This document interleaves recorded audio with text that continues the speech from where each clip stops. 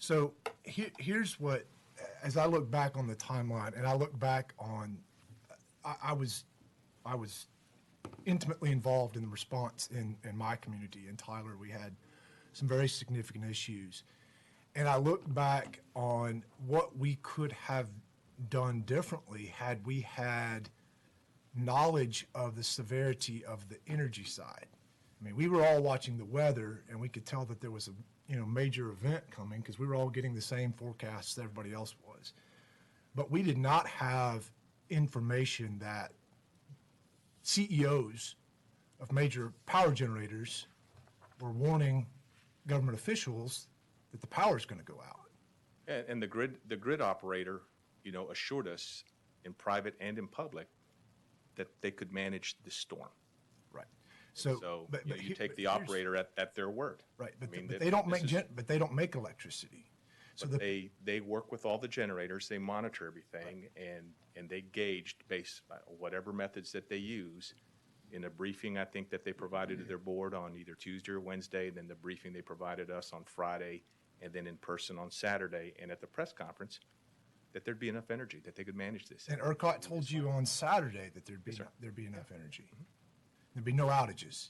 I don't remember if he said there might be a rolling outage, but they said they could handle the storm. So here's what the point I'm trying to make very simply is that it seems clear to me that ERCOT, the PUC, and the governor's office and TDM were being warned about power outages several days before they happened. But the word outages was never shared with the public until it was imminent. And so, hold on, I've gone back and looked. I've looked. The word outages, when you start to think conserve, so that's one thing. That's one thing. Okay. One company texted. The grid operator said we'd be fine.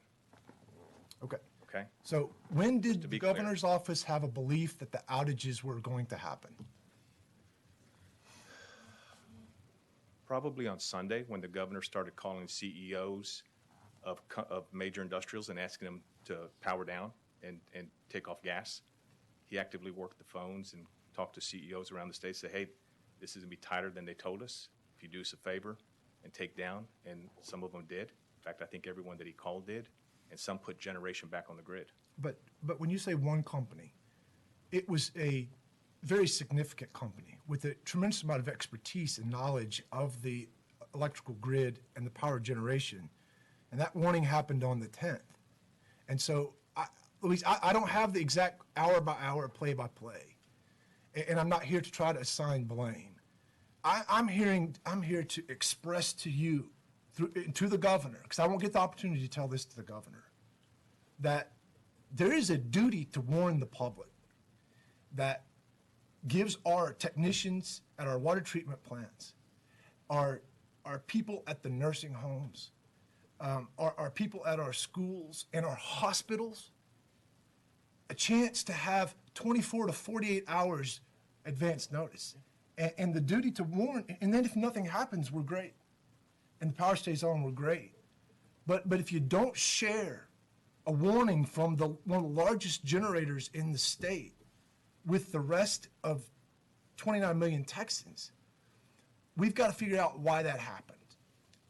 And we've got to put protocols in place in the governor's office, in TDM, and ERCOT.